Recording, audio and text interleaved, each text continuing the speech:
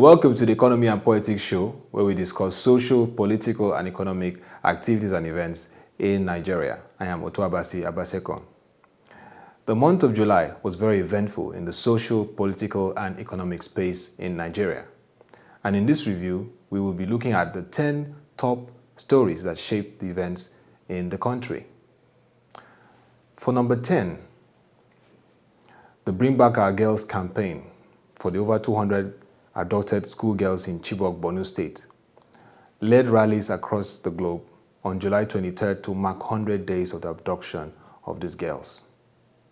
It was also an opportunity to condemn the dastardly act of Boko Haram and a call on the government to step up action on their rescue.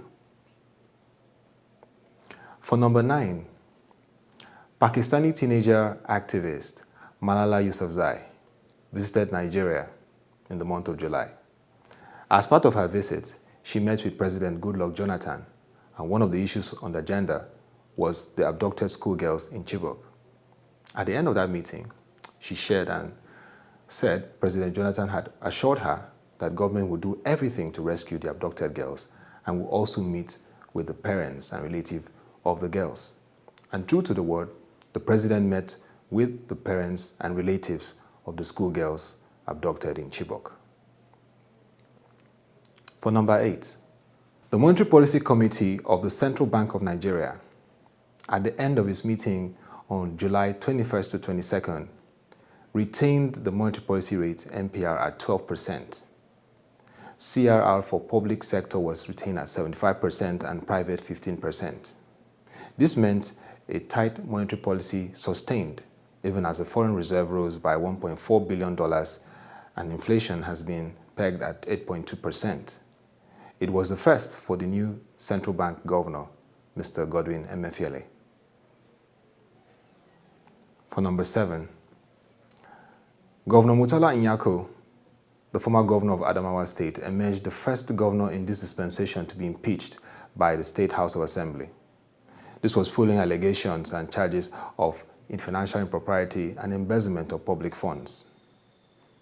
This, of course, became the major, one of the leading stories in the political space, considering his impeachment.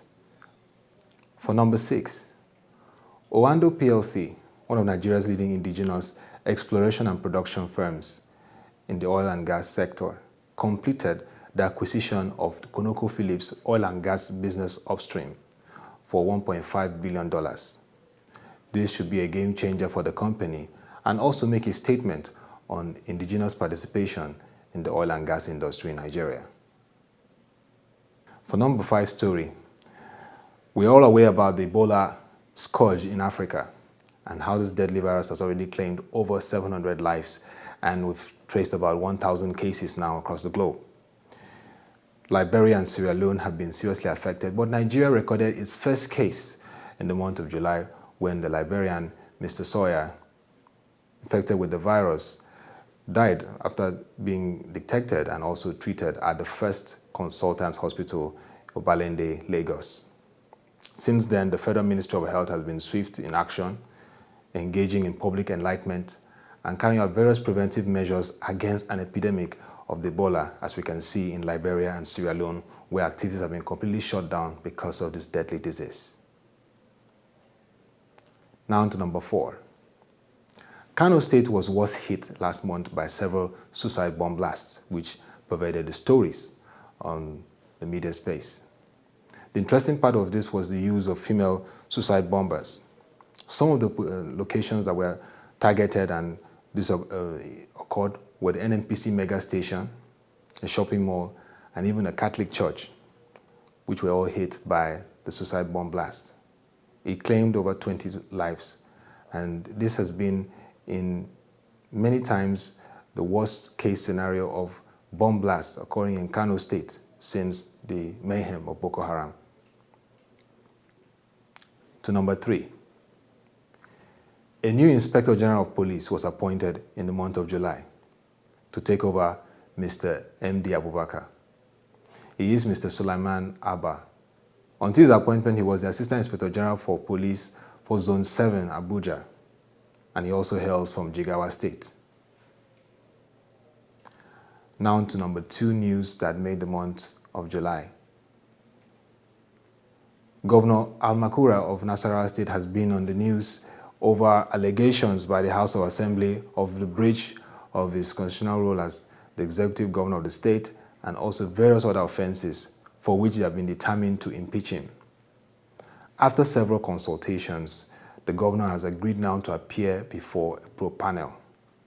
This formed the major stories for the month of July, even as he had a near situation of being impeached. But for now, he's to face a probe panel. And now to the number 1 story that made the month of July in the social, political, economic space in Nigeria. Kaduna State, which has not been so hit by attacks from the deadly sect Boko Haram, experienced a very deadly disaster when a twin bomb blast in the city claimed over 40 lives. This shook the nation even as former head of state, General Muhammadu Buhari, retired, and 3-time presidential aspirant escaped an assassination attempt during this blast. President Jonathan, reviewing the situation, was grateful to God that he survived the attack, stating that the nation would have been plunged into crisis, even as other social, political pundits and even journalists have analyzed the country would have been in flames if this great influential leader from the north became a casualty of this attack. Just showing you how the month of July played out in the social, political, economic space of Nigeria. And that will be all for this edition of the Economy and Politics Show.